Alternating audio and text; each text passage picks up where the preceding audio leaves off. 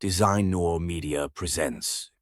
If you don't like darkness but still want to see, then thank light for brightening our lives. Light isn't just for seeing, it powers our technology, drives innovation, and connects us all. Think about solar panels. They turn sunlight into energy, lighting up homes and cities. Cool, right? Lasers in medicine save lives, from eye surgeries to treating cancer. And fiber optics? They speed up our internet so we can chat with friends across the globe in a blink.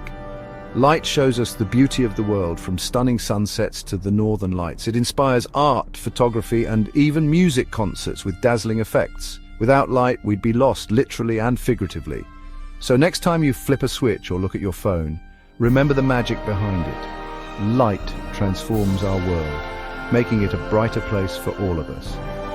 Happy International Day of Light. Let's celebrate the brilliance of light and its wonders.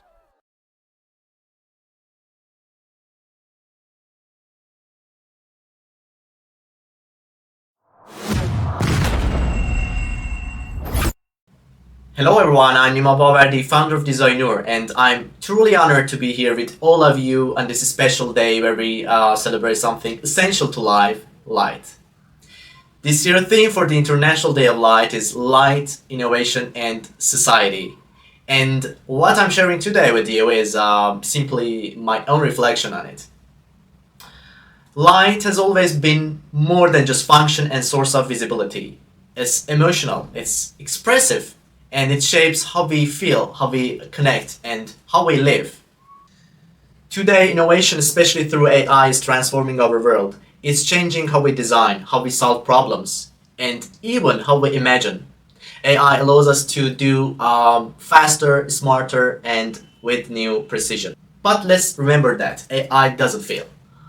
It doesn't have emotion, and it doesn't understand the quiet beauty of morning light through a curtain. It just collects data, actually a big data, and learns from people, but not from soul. So it doesn't have experienced the things you had before. So it doesn't have any signature. Yes, it's a powerful tool, but it needs human emotion, imagination, direction, and intention to create something so meaningful. Since the COVID era, I'm sure we all felt and understood that how important emotional connection is. People are looking for these spaces that convey emotions, more than just function. They need to be supported emotionally. And we as lighting designers, it's our calling and our responsibility to do this. We don't just place light. We create mood, we create memories, and we create atmosphere. We work with colors, shadows, rhythm, and contrast to shape how people feel. It's beautiful and powerful responsibility we have. So let's ask, how can light help people feel seen, not just visually but emotionally? How can we create spaces that feel safe, inspiring, inclusive, and alive? And we can use AI to support our process, but the soul of design, that comes from us. I want to take a moment to sincerely thank our valuable speakers for sharing their powerful insights, our supporters, IDL, UNESCO, and all of you for joining us today and watching our video. Thank you and happy International Day of Light. Hi, I'm Randy Reed, and I first want to thank our friends at Designooor for the opportunity to speak directly with you today. I am truly humbled and honored to hold what I believe is the best job in the lighting industry in the world. As editor of Designing Lighting and Designing Lighting Global magazines, I have the privilege of traveling the world, interviewing renowned lighting designers, and writing about the most stunning lighting applications on the planet. The brilliant designers I meet are truly artists, painting with light as their medium. Some unforgettable highlights include the Palace Theater on Broadway in New York City, lit by Fisher Moran Stone, the Parthenon in Athens, illuminated by Elytria Deco, and Paris's Notre Dame, brought to life by the artistry of Patrick Ramos. The lighting of these spaces is breathtaking, and if you find yourself in one of these cities, I encourage you to experience the lighting firsthand. Today, yes, I'm here to speak about light, but more importantly, I'm here to speak about darkness and shadows. Early in my career, I admired buildings lit uniformly with 1,000-watt metal halide floodlights. Back then, I was proud to be part of an industry that helped conquer darkness and showcase architectural beauty. But now, when I see that same kind of glaring, overlit facade, I'm horrified. Today's LED technology allows us to experience lighting without blinding glare. Designers now use exponentially less energy to reveal the subtleties and the nuances of architecture, highlighting delicate shadows rather than bombarding a surface with sheer lumens. Modern lighting emphasizes how a building harmonizes with its surroundings. In 2025, the most beautiful buildings are often not uniformly lit. This applies to both exterior and interior spaces. You'll find varied intensities and sometimes even different color temperatures across a single facade or even within the same room. That brings me to my next subject, the Monza method. I first learned about the Monza method a few years ago at Luce in Milan. Many designers use it today, although they may not know its origins. I had the pleasure of interviewing the method's discoverers, Francesco Ione and Serena Tellini of Consuline, Milan. They explained that the Monza method was, quite literally, born by accident. In 2003, Francesco and Serena were commissioned to design the lighting for the Museum of the Cathedral of Monza. While working on the lighting restoration with Osram, their team arrived with luminaires that were completely different from what had been specified, featuring a mix of wattages, beam angles, and spectral distributions. But when they powered up the fixtures, they saw something extraordinary. The unintended light mixture revealed details in the artwork that hadn't been visible before. Serena described how this unexpected combination of light brought new precision to the painting, making subtle pigments stand out dramatically. Curious, Francisco and Serena consulted university scholars in Malaysia, Singapore, and Nanyang. They learned that the brain expects light to be firm, uniform, and predictable. When presented with flawed or varied lighting, differences in color, temperature, or intensity, the brain momentarily struggles to process the image, heightening attention. Francisco explained, at that moment, the brain almost panics because the vision isn't perfect. But then it adjusts, adapts, and rebuilds the image in front of you. Once it resolves the image, serotonin is released and the brain feels quite proud of itself. Serena added, the Monza method focuses on the relationship between color and human perception. By mixing light sources with different spectral curves, angles, and intensities, the perception of certain pigments is enhanced and elevated. So today, as we celebrate the International Day of Light, I invite you not only to appreciate light, but also to respect darkness, embrace shadows, and marvel at the profound ways that light shapes how we see and experience our world. Thank you.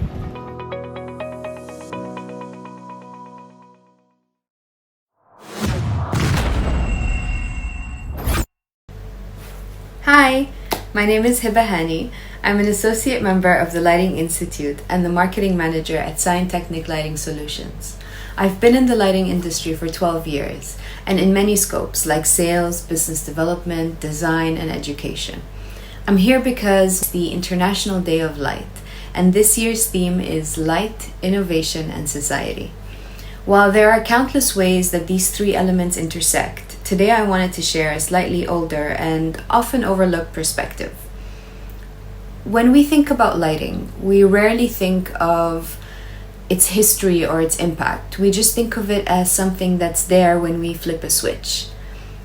It's the same way we think about seeing or breathing. We don't consider the millions of micro actions happening inside of our bodies to make those things possible. We take lighting for granted because, quite frankly, we were born into a world where it isn't much of a luxury. We savor it only when it's been temporarily inaccessible, like when the power cuts or when we're forced to walk down a dark pathway at night. You see, it's actually incredibly easy to connect lighting to societal and technological progress because most innovation wouldn't even exist without it. Let me explain. Lighting's first gift to civilization was time, specifically the ability to get things done after the sun had set. Our ancestors lived within strict limits, daylight hours dictated productivity, and even that depended on access to natural, unobstructed light. With artificial lighting, we unlocked entire new windows of time, and we were no longer bound to a specific place or a schedule. Now, whether that's a good thing or is up for debate, but that's not the point. The point is, anything invented on a cloudy day or in the middle of the night owes its existence, at least in part, to lighting. Lighting is, and always will be, a silent investor in innovation. Take Hedy Lamarr, for example. Hedy was a Hollywood actress who, during World War II, spent her evenings working on what would later become the foundation for modern GPS and Bluetooth. Her intelligence, creativity, and desire to contribute to war efforts were powerful driving forces, yes. But would any of it have been possible if she hadn't been able to flip on a light bulb after wrapping up on set? And what about you? How many deadlines have you met because you could work past office hours? How many nights have you stayed up reading, writing, or binge watching TV? Lighting didn't just give us brightness, it gave us time. Time saved and time extended. And with it, the freedom to dream, build, and create without being at the mercy of the dark. An exercise I like to do sometimes, that I encourage you to try, is to imagine a world without lighting. What would your life look like if you woke up tomorrow and artificial lighting didn't exist? No desk lamps, no screens, no street lights, just the sun, the moon, and whatever fire you could make. How different would your pace be? Your habits, your ambitions, your outlook on life even. And yeah, could we have done any of this without lighting? Maybe, but how much longer would it have taken us? If you had to break up your stroke of genius into small daylight windows, would you still have accomplished all the things you've accomplished? And if we really think about it this way, we'll begin to see how lighting is not just useful, but crucial to society and innovation. We are even at a point where we're no longer just surviving with enough light to see. We now have the privilege to design light that reflects our moods, our rhythms, our values, and even our personal styles. And maybe if we treated it like a gift or a precious commodity that had just been given to us today, we could unlock even more powerful, beautiful, and intentional ways to use it. So, on this International Day of Light, I implore you to look at light the same way our ancestors did, and to perhaps channel that into the way that you deal with lighting today. Draw inspiration from it. Thank you.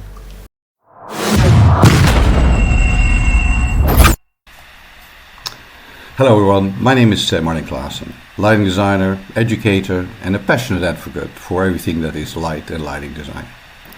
As the founder of Klaassen Lighting Design and now a managing partner at Multi Lighting, and also the creator of Light Talk and the co-founder of the virtual lighting design community, I spent over 4 decades immersed in the art and the science of lighting and lighting design.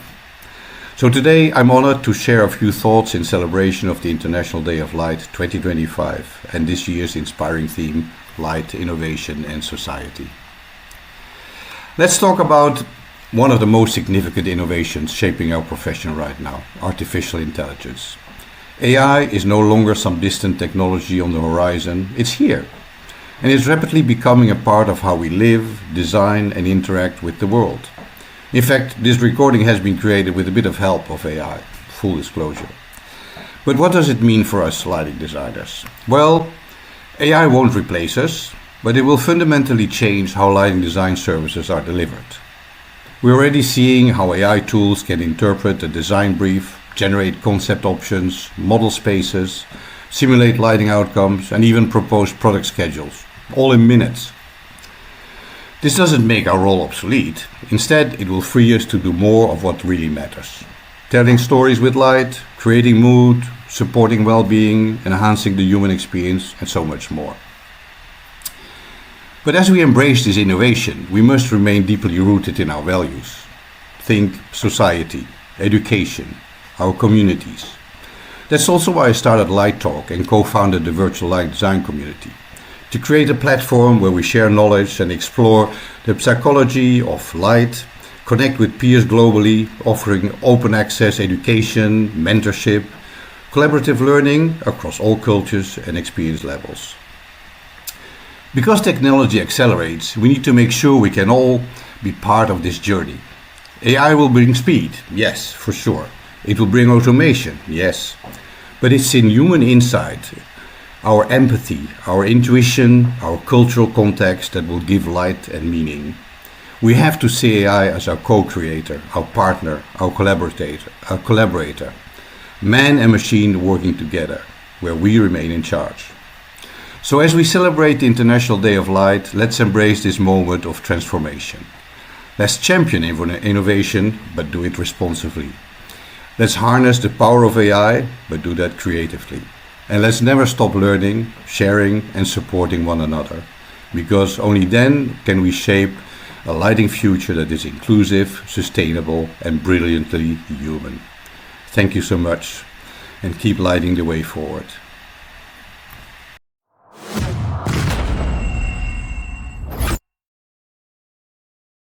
Hello everyone, and thank you for joining this global celebration of light.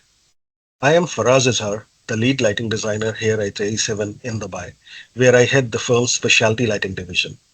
For almost past 2 decades, I've had the privilege of designing lighting experiences across diverse typologies, from hospitality and heritage to dark sky landscapes and immersive public realms. Nowadays, I am deeply engaged in exploring how generative AI and these new emerging technologies are reshaping the future of architectural lighting. And today, on this special occasion of International Day of Light, I am honored to join Designooor's global online program to explore our shared theme. And I'd like to reflect on the often underestimated relationship between light, innovation, and society. So we live in an era which is defined by acceleration, the acceleration of cities, the acceleration of systems, and of knowledge itself. Now, amidst all this, the light is something which remains a constant force of transformation. It is both ancient and futuristic. It bridges the analog and the digital, and it bridges the emotional and the empirical. Now, whether we are lighting up a heritage site under dark sky protocols, or whether we are creating an emotionally responsive environment through smart sensors or AI tech, light has always been more than a utility. Light is a narrative, light is culture, light is technology, and increasingly, it is a tool for healing and sustainability.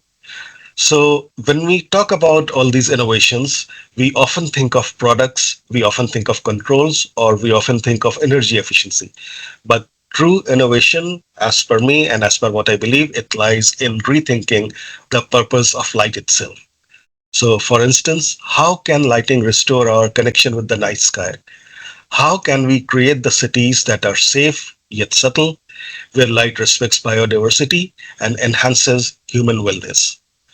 In my work, I actually see lighting not just as a discipline, but as an interface between design and data, between nature and the built form, and ultimately between people and their environments.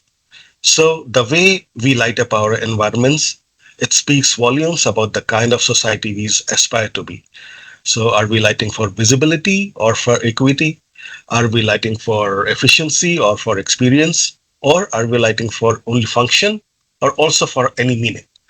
Now, in the cities where migratory birds often are losing their way and where the children never see the stars, our role as responsible lighting designers goes way beyond aesthetics. We must advocate for conscious illumination, light that supports circadian rhythms, light that supports and fosters public joy, and the light that reflects the identity of our own communities. And very important, we must also design for darkness.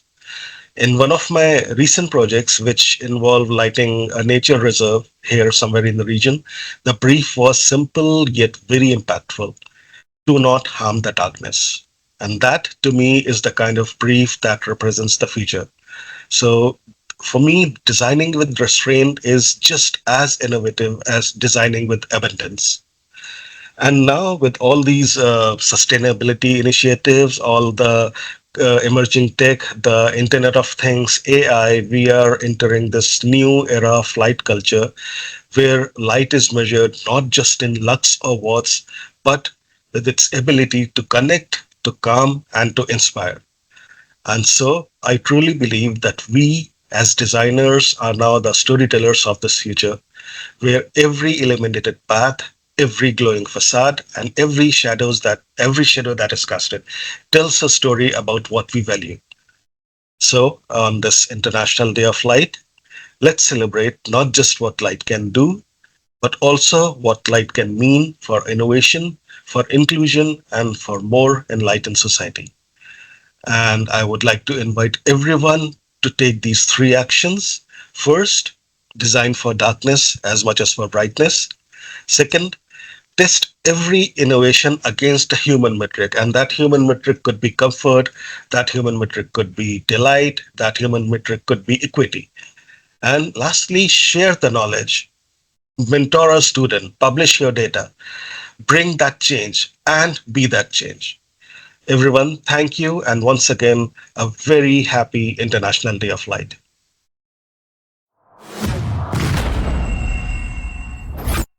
Light, innovation, and society. What a beautiful words with such a beautiful meaning, with such a powerful meaning. It's all about light, isn't it? All we need is light, I always say. My name is Magali Mendez, and as everybody here celebrating this day today, I am a lighting passionate. But light is not only passion, it's emotion, it's connection, it's mood, it's healing. It influences our brains, our bodies, our behaviors. Today, in a world filled with innovation, disruption, artificial intelligence, and vibrant technologies changing day by day, I believe that wellness is the new black. Society is not about the relations, it's about the relationship through interaction with one another. But more than that, it's about the relationship with yourself, with the space, with the light. My passion lies in the intersection between lighting and health, in how we can use light to heal, to energize, to soothe, how we become the space, and how the space become the light. This is where the light become the life, and life is the reason why we are alive. When we talk about light, innovation, and society, we often think of technology. And yes, innovation has brought us incredible tools: circadian lighting, dynamic systems, smart cities. But real innovation goes beyond gadgets. Innovation is not just about what's new, it's about what is meaningful. True innovation is human-centered. It asks how we can use light to support health, well-being, and dignity for all. So, how do we truly innovate? I believe that we should start by listening to people, to communities. We should ask, how does this space feel? How does it support the body and the mind? How does it connect to culture, to emotion, to memory? We innovate by collaborating with architects, neuroscientists, psychologists, biologists, and the user themselves. Innovation doesn't happen in isolation. It happens when we bring diverse voices into the design process. And we innovate by being fearless, by challenging outdated norms, by questioning standard solutions that may not serve human needs, and by daring to imagine better futures. Innovation is not just about what is new. Innovation is about what is meaningful. It's about returning to the human experience and asking, are we designing for people, or are we just designing to embellish the space? I believe that the future of lighting is not just smart, it's empathetic, it's not just efficient, it's nurturing, it's not just about visibility, it's about vitality. Let us embrace the power of light, not just to illuminate buildings, but to illuminate lives. Let us be the storytellers, the healers, the bridge builders, using light as our language, Let us design not only for function or beauty, but for human flourishing. On this International Day of Light, may we remember that true innovation begins not with what we can do, but with why we do it. And for me, this why now is clear. Because light has the power to heal, to connect, and to transform our world to make it a better place to live. Thank you. And may we continue to light the way together, being one with a good purpose. Thank you very much. Happy International Day of Light to everybody.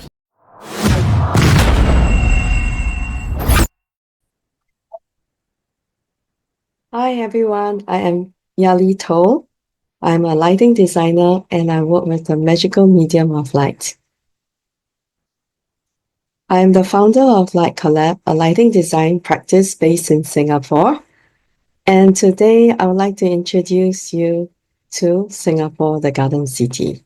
So this is where I come from, a little city in Southeast Asia. And a little bit about Singapore.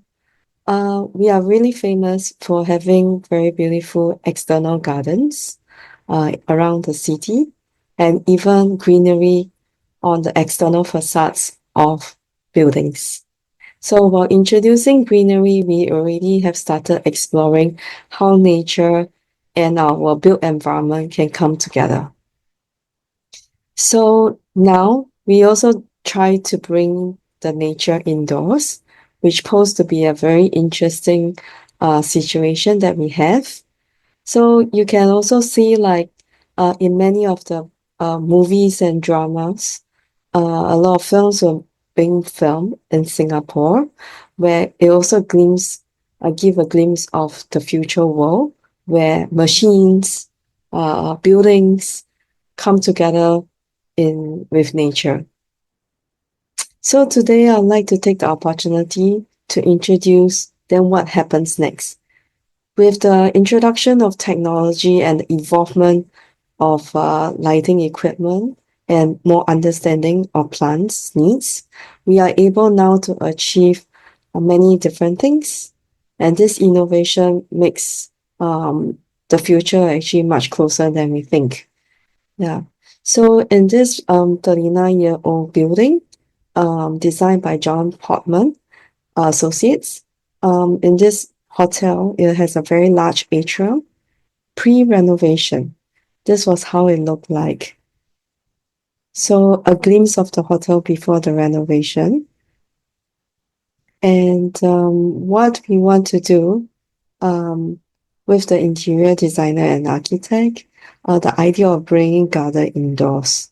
So this posed to be quite a challenge because natural daylight is not that much in this very atrium. There is only a very tiny skylight. When we measured the amount of lux levels and also PPFD that we get, it was not sufficient to support the survival of these plants. Yeah. So with the growth of technology, it starts to be possible in this case. Yeah.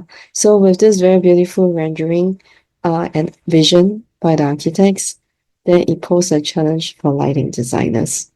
Most of the time prior to this, we would actually try to avoid grow lights because it becomes a liability for us if the plants were to die. And the client also made it known that if the trees die, it will become a problem because the hotel is running 24/7. So with this kind of challenge and this kind of setting, it's very important that we consider the hotel guest experience along with the biophilia that we are trying to do. So we also did a lot of research and try to understand about biophilia and the importance of nature in indoors. So it not just improve air quality, it also helps to reduce stress and also support cognitive health. There's a whole research about how biophilia and how landscape indoors will actually help people day to day, which sometimes cannot be quantified. However, we do know at this point, at a few years ago, grow lights technology were very restricted to more for planting, for planting of vegetation if in glass houses. So now, with the growth of technology, it started becoming interesting for us. However, if we have this kind of grow lights in the hotel, it starts to become a problem because the color rendering is not beautiful. The guests won't be able to pay the the guest fees of like 4 or 5 star hotel if they are to stay there, because they might look terrible and they might not enjoy the space. It might support the plants, but it might not be really good for the users. So understanding that traditionally, if we just do a search of any example, grow lights also consume a lot of energy. It then becomes a interesting situation whereby what do? We want to have the benefits of plants indoors, and yet the energy consumption does not seem to make sense. And the grow lights, traditionally, they do not look pretty too because of all this. Well, we cannot control the beam angle, and they are traditionally very big and they are impossible to conceal. So then, what are we gonna do? So with this challenge that we face, trying to investigate how we can balance the needs of people, users' experience versus the needs of the plants, then how do we go about it? Is there any solution? So we tried to make a narrative of how in the daytime, the grow lights will be turned on at 100% to support the growth and also the photosynthesis process. And then at nighttime, it will dim down, so it becomes like an architectural lighting, with the color rendering still very beautiful, lighting up the trees, so that from the atrium, people look down, they can still see this beautiful gardenscape. So we also studied like how can we have the grow lights working with a manufacturer, how we can control the beam angle, to prevent too much spill into the environment. And so the grow lights in the daytime also acts as a supporting architectural lighting for the environment. Yeah. It becomes really complicated, and this becomes one of the first renders in the daytime, and then it can transit into the nighttime, into a garden. And then the construction finally started. It becomes really interesting for us to see how this project is going to transform during the pandemic. Yeah. And then the first residents of the tree started to move in, and we were very surprised. They come mummified, and they have been starving of daylight and water for many days and even weeks now. So they come in all very scrawny and small. Yeah. So when the trees were planted, we were actually quite worried whether they will go into a shock, and how will they adapt to the new environment, especially with a lot of construction dust still in the air. Yeah. So these are some of the other spaces, and these were the initial photos taken at the end of the project. And then about 8 months later, we started documenting it again, and you can see that the trees have actually grown taller. Yeah. And the grow lights are so efficient that they are actually less than 100 watts, and you can see that they actually support the growth of the plants. So some more images at the start. And then in December 2020, and then in August 2021, the greenery start to thrive, and new shiny baby leaves start to appear. Yeah, so these are the comparison images. So the hotel project has also won a lot of sustainability awards. And the users, when they approach, they are very excited about the greenery and enjoying the gardenscape, enjoying a breath of fresh air in this garden. Yeah, so you can see in December 2020 versus August 2021.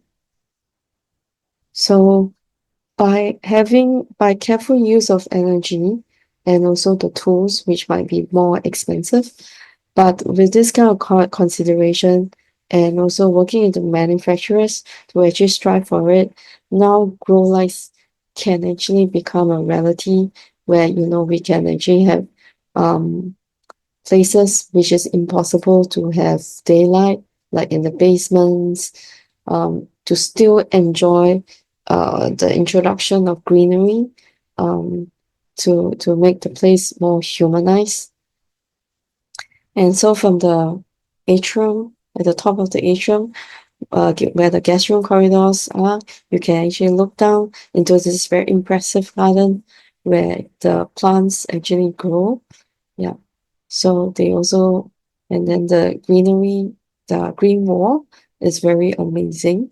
And we were also very, very excited that little flowers starts to appear. Yeah.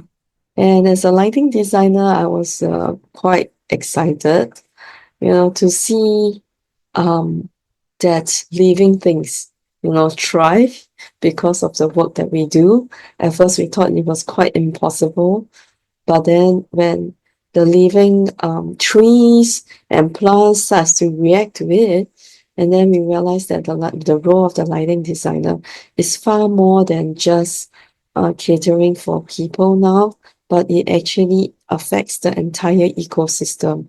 So this gives us very interesting perspectives on what happened. Yeah. So with that, thank you very much for the sharing, and I hope that you have enjoyed, and hopefully we can come together to create where other living creatures and habitats and also the work of lighting designers can actually coexist to create an even more sustainable and amazing environment for the future. Thank you very much. Hello everyone, and a happy International Day of Light. My name is Sonia Chen. I'm an architectural lighting designer with roots in theater and architecture. I currently lead the Asia team at Revision Design and have worked across Asia, India, Middle East over the past 15 years. It's truly an honor to take part in this global celebration because for me, light has never been just a tool. It's a language, a way to tell stories, to shape emotion, and to connect people across time and place. Today, I would like to share with you a few thoughts about innovation, about memory, and about how light quietly weaves itself into the fabric of our lives. Light is deeply fascinating because it holds contradiction and contrast. On one hand, we constantly connect that with innovation and technology. Yet in the process of design, we often return to something more timeless and deeply human. To me, innovation is not just about what is new, it's about what is meaningful. And the meaning often comes from culture, memory, and nature. Light often brings us back to the something original, a state that is peaceful, human, and profoundly social. I have always loved to travel. In my early 20s, I embarked on my first solo journey to India. I didn't stay in the city, but I went straight into the countryside. The life there was quite raw and real. And the light often means fire. Fire wasn't just functional, it was sacred. It connected people to the universe and to each other. There were no smartphones and the town lost power multiple times a day, but in those dark moments, something meaningful happened. People talked, people listened. We looked up at the stars. And to these days, when I design light, I try to recreate that kind of moment.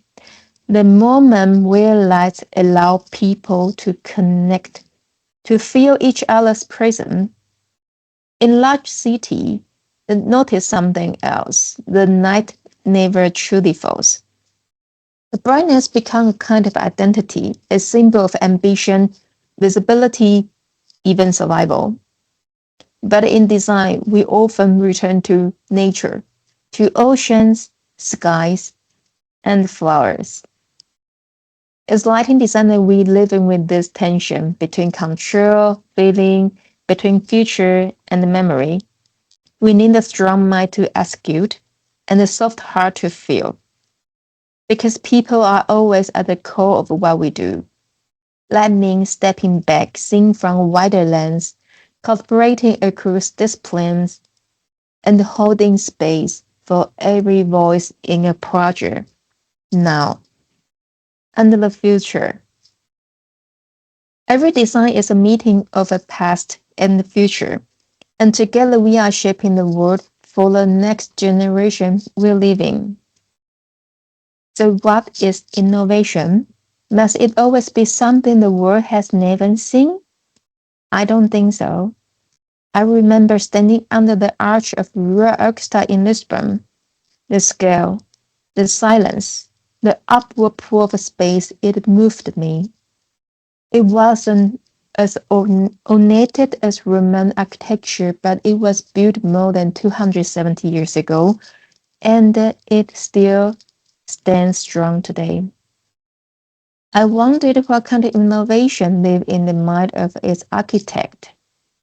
To me, the essence of innovation lies not in what we create, but how we see and how we think.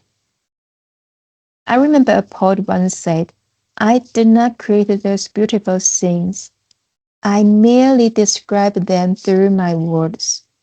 And perhaps that is what we do too. As lighting designer, we don't invent meaning, we reveal it. We translate feeling into form. We give shape to silence, and we turn memory into light. Like Edison's light bulb is no longer new technology, but still a symbol of wonder and transformation. Not because it's still innovative, but because it is still lights something within us. It still matters across generations.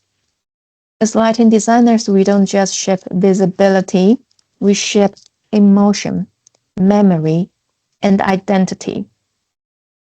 Our light is not just for today, it's for how people live, remember, and connect. And when we do that, we quietly but powerfully become part of the fabric of society. Hello, I'm Malak Adil, the Managing Director of the Lighting Institute, and I'm also part of the Global Training Network, and I'm a passionate supporter of the lighting design and education. I'm thrilled to be a part of this global conversation on the International Day of Light 2025 under the Light Innovation and Society theme. But before we start, I would like to give special thanks to Designooor magazine and its founder Nima for the invitation that brings lighting professionals together from around the world to celebrate this important occasion. When we talk about light, we're not just referring to visibility or function. Light is deeply emotional. It shapes how we feel, how we experience space, and how we interact with architecture and each other. Whether it's the calm that comes from the soft ambient lighting or the focus encouraged by task lighting, every lighting choice we make affects how people feel, work, and experience a space. Lighting, it's more than a design, it's a storytelling through light. And when we mention innovation, we often think of breakthrough in technology. And while that's important, it's only part of the picture. Innovation in lighting means designing with purpose and awareness, creating spaces that support human well being while staying energy conscious and future ready. It's about integrating smart controls, understanding circadian rhythm, and respecting the natural environment. Talking about society, light is a basic human need, yet its quality and impact are often overlooked. From public parks to hospitals, from homes to museums, good lighting has the power to create safety, comfort, and sense of belonging. As our cities grow and change, we need to be thoughtful about how we light our spaces, because lighting can make people feel welcome or left out. Our role as lighting professionals and educators is to advocate for light that serves people, not just spaces, and ensure everyone feels seen, safe, and valued. This is why, through the Lighting Institute, we support our society and the lighting community by sharing knowledge and raising awareness, especially across the MENA region, so that innovation and professional lighting education becomes more accessible, meaningful, and impactful. And finally, to everyone celebrating the International Day of Light, let's continue to use light to inspire, to connect, and to build better spaces for everyone with purpose, empathy, and creativity. Happy International Day of Light, everyone. Thank you.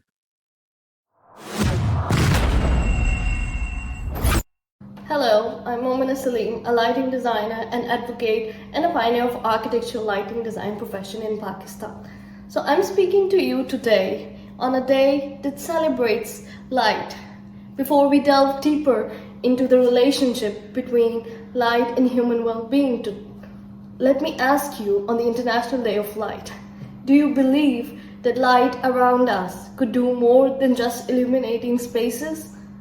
Would you agree with me that light can heal, inspire, energize, and even transform our emotional and physical well-being?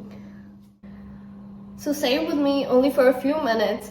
Let's set the stage together for a quick exploration of how light supports wellness. So as we all know, humans are multidimensional beings, and we are curious to expand our knowledge to seek answers. How can we optimize our well-being through light? And how can we leverage today's abundant knowledge and technology to enhance our daily lives? Today, we see the transformative journey of light. From mere illumination, light has proven to become a pivotal element that influences human health, well-being, and environmental sustainability. So yes, we are witnessing a paradigm shift towards prioritizing the quality of light. We need to understand wellness in the context of light, how we see light. By understanding the visual system, Martin Benz, an illumination engineer, explains the link between vision and wellness. So the duality of our visual system has a bidirectional effect on our nervous system. So when we are feeling stressed or anxious, we often experience a tunneled vision, a decreasing of our visual aperture, so causing us to focus on specific thoughts or emotions.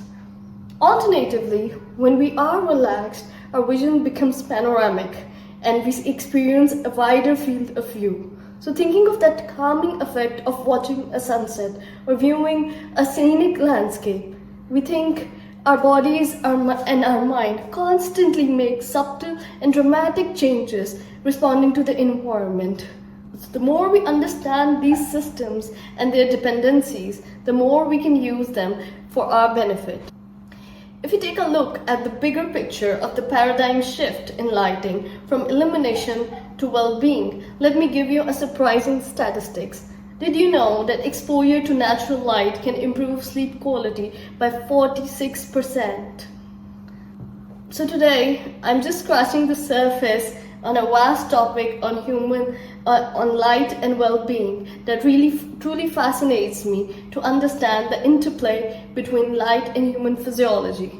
So our exposure to light profoundly influences our circadian rhythms, moods, and energy levels. So for instance, blue enriched light during the day can boost our alertness and mood. So while warmer tones in the evening promotes relaxation and prepares our body for sleep. by auditing our daily light exposures, we can identify these patterns that allows us to make thoughtful changes to our environment. So at this point, it's clear that our visual system doesn't just see light, it responds to it emotionally and dynamically. So today we acknowledge that modern lighting technologies strive to replicate the natural daylight, offering us both visual and non-visual benefits. So in the past 2 decades, the evolution of LED technology has been instrumental in this shift. So LEDs are energy efficient, they're long lasting, they're allowing us precise control over color temperature, intensity, color rendering index. Coming back to what are the strategies to optimize lighting for wellness. So we can integrate smart and connected lighting systems. How it can help? They can offer us personalized lighting experiences that allows individuals to tailor lighting to their specific needs and preferences. It can be at the residential area, it can be a commercial place, or it can be your own offices and workplaces. So we can maximize the use of natural daylight through architectural design. So what it can do is it can enhance psychological and physiological well-being. Of course, we need a lighting designer to be involved in the project, and these technicians will work together in a collaboration to achieve these impacts of light within a space. We need to also consider and align our designs with wellness standards. So we need to incorporate global standards such as WELL and LEED to ensure that lighting contributes positively to occupants' health and environmental sustainability. So yes, we have already talked about implementing personalized lighting controls so that the individuals have more control over their lighting environment. So allowing us for adjustments based on our personal preferences and needs. So I would like to wrap this up with this conclusion that the evolution in lighting systems emphasizes not just illumination, but also the importance and impact of light on human health and environmental sustainability. So by embracing these advancements and strategies, we can actually harness the power of light to foster environments that supports wellness, productivity, and a higher quality of life for all of us. So in summary, light is not just merely a tool for visibility, but it is a dynamic force that drives innovation, improves our well-being, and molds the societal structures. Thank you very much, and wish you a happy International Day of Light.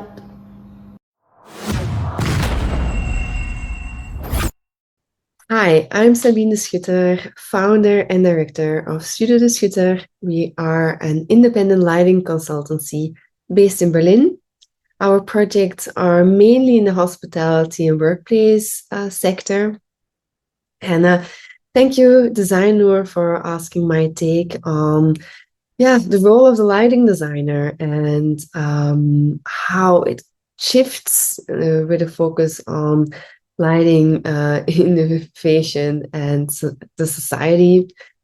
Through 10 years of the studio, I've of course seen the shift, and I would mainly say on a societal level. We believe that the need for sustainability and circularity is really going to create the biggest change in the coming years, and not just for the lighting sector, but for the building sector in general. With our projects, we focus more and more on thinking about how to expand the lifetime of products and the product cycle, right? We are starting to design with disassembly in mind, and that from the start. It also changes the way we work, because in essence, we're not just picking luminaires anymore from a catalog, but selecting depending on regional availability. And this is really interesting because we're doing these type of projects throughout Europe, from a hotel to a shopping mall to a bigger and a smaller like workspace. Like it goes over all kind of scales. And yeah, just to give some examples is that yeah, we even sometimes shifts products or like lighting fixtures from one project to another. But like this, basically the elements in the space, it just goes beyond more aesthetics, and products and elements create or come with a story. So people can say, hey, this was like, I don't know, in our old office and now it's redesigned. This evolution, and I would say also this need in the building sector to think more sustainable, pushes us to rethink and to be more innovative. We started working more and more with what we call lighting hacks, that are for us semi-bespoke elements where we take existing elements and give them a glow up, give them a new life, so to say. So like that, we plan reuse in our projects more and more, because again, it's not just about aesthetics or efficiency anymore. People want to connect to a certain space and want to feel that it's in line with their identity and with their beliefs. We see that lighting can be just way more than an element enables us to see or give atmosphere. It can show that we care about people, about resources, and then eventually about the planet and its future.